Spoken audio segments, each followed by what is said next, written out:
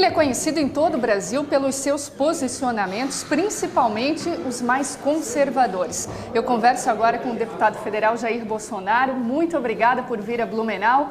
Você esteve aqui na cidade para uma audiência sobre desarmamento.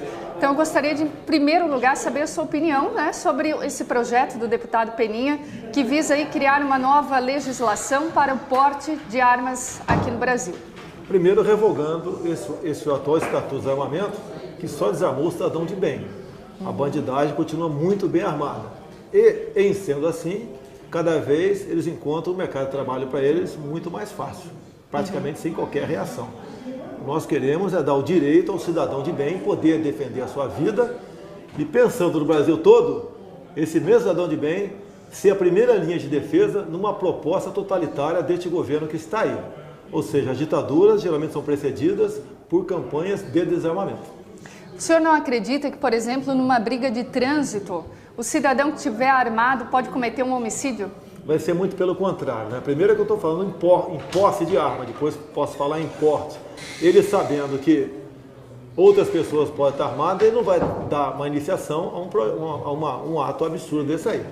E outra coisa, aquele elemento que queira viver na clandestinidade do tocante à arma, ele já tem sua arma fria em casa, ok?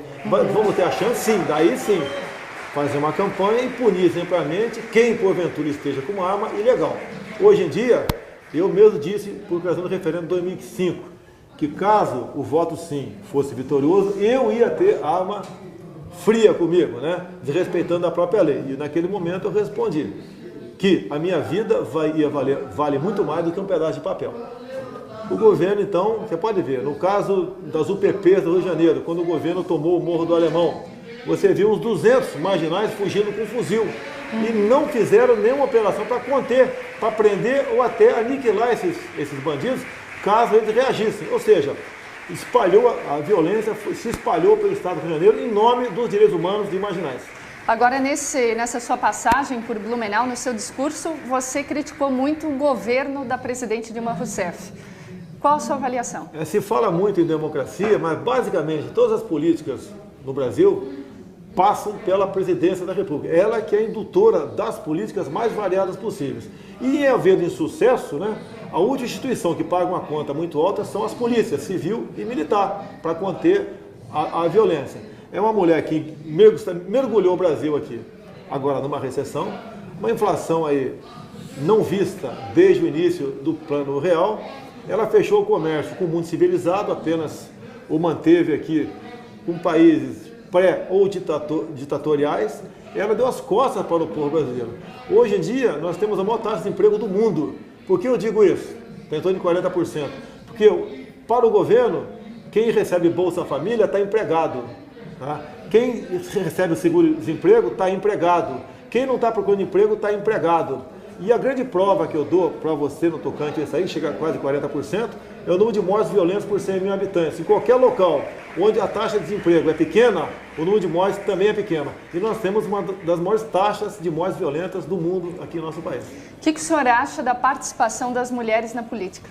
Sem problema nenhum, só que se ganhando voto, ok? E eu votei contra aquela emenda que previa dar cotas iguais para elas.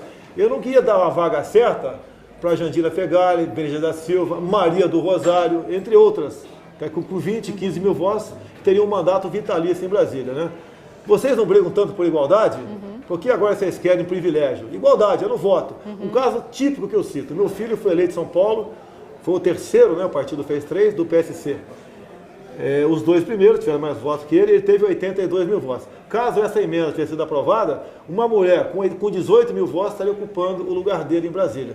E as mulheres são apaixonadas pelo meu filho, não queriam que isso acontecesse. Agora o senhor deu várias declarações polêmicas, uma delas em 2011 que disse o seguinte para um veículo: o senhor preferia que o seu filho morresse num acidente do que se ele fosse homossexual. Olha, o senhor continua com esse pensamento? Isso daí, olha só, são aquelas momentos que você extrapola, né? Explode, né? Eu não penso nisso, porque eu tenho certeza que nenhum filho meu jamais será gay. Você é solteira? Sou. Deixa eu apresentar meu filho depois aqui, tá ok? Você vai conhecer meu filho aqui, tá legal? Eu não tenho da família Bolsonaro, você não nega fogo não. Então eu entendo eu entendo que a questão do homossexualismo é muito mais comportamental do que genético. De acordo com a educação, a criança vai ou não seguir aquilo.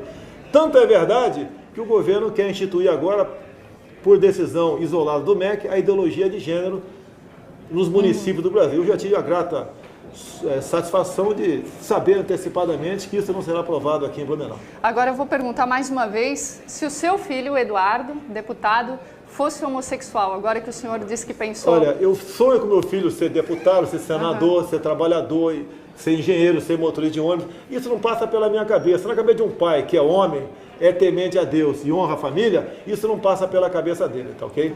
Então eu não vou te responder. Você pode novamente a chance de perguntar para ele depois, já que ele vai talvez perguntar hoje aqui.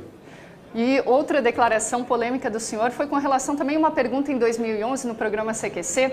A cantora Preta Gil perguntou o que o senhor acha, né, da população negra. Se, por exemplo, alguém da sua família namorasse um negro. E aí, deputado? Eu vou te comprovar agora aqui a completa...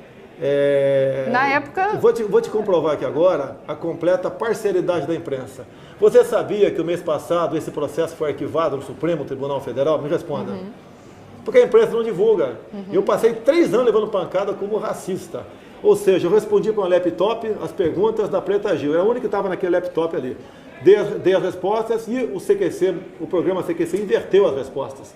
Tanto é que eu pedi a fita bruta para a minha defesa e o programa CQC respondeu simplesmente uma coisa para o procurador da República, doutor Janot, que não tem mais a fita bruta, ela foi reutilizada. Ou seja, se o senhor Marcelo Taz entregasse a fita bruta, estaria fazendo prova contra ele mesmo. Eu sou um alvo compensador, eu vou dar trabalho em 2018. E só calúnia, e só com calúnias eles podem tentar me derrubar. Tanto é que ano passado eu devolvi 200 mil da Friboi que botaram na minha conta por ocasião da campanha. Qual parlamentar faz isso aí? O senhor vai ser candidato a presidente, então? Eu pretendo estar num partido que, por ocasião das eleições de 2018, entre nós, caso alguém tenha condições de disputar a presidência, que fique conosco essa legenda, e não seja vendida para o PT como o meu partido vendeu ano passado. Agora, para a gente finalizar, no seu discurso aqui, você falou da época da ditadura. Você gostaria que voltasse essa época no Brasil? Quem tem saudade dos valores daquela época é o povo brasileiro. Okay? Você tinha família, bandido era bandido, polícia era polícia, você tinha respeito, você podia andar de madrugada pelas ruas, tinha direito de ir e vir. O único direito que você não tinha era votar para presidente, governador, capitais e territórios. E o senhor quer isso de volta? Não, olha só, você não tinha isso. O povo foi à rua para pedir o quê? Ele não foi pedir segurança, saúde e educação, foi para pedir direto já. Hoje estão votando. Estão felizes? Não. Então aquela época foi marcante, porque nós evitamos, no dia 2 de abril de 64, foi quando o Congresso cassou o mandato de João Goulart, evitamos que o Brasil fosse comunizado. Hoje eles estão pelo grancismo. Você já viu os currículos escolares, como está apinhado de matérias, inclusive louvando Fidel Castro, Che Guevara, Zé Dirceu, Benedito da Silva, entre outros. A esquerda toda é louvada. Uma comissão nacional da verdade, onde a Dilma Rousseff indicou 7 para compô-la. Que imparcialidade tem essa comissão? Eu até na tribuna da Câmara fiz um discurso, né? Vale a pena falar aqui bem curtinho, 10 segundos. Eu comparei a comissão da verdade, aquela cafetina que queria escrever a tua biografia, que agora é não autorizada. Escolheu 7 prostitutas. A cafetina é Dilma Rousseff na forma pejorativa aqui. No final da história, qual é o relatório final das cafetinas?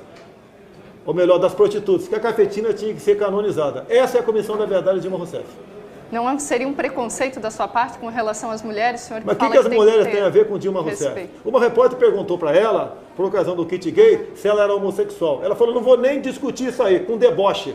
Ou seja, ela preconceituosa com os homossexuais. Por que não diz? Por que o filho, o neto dela, não se submete ao kit gay nas escolas? Nas escolas não.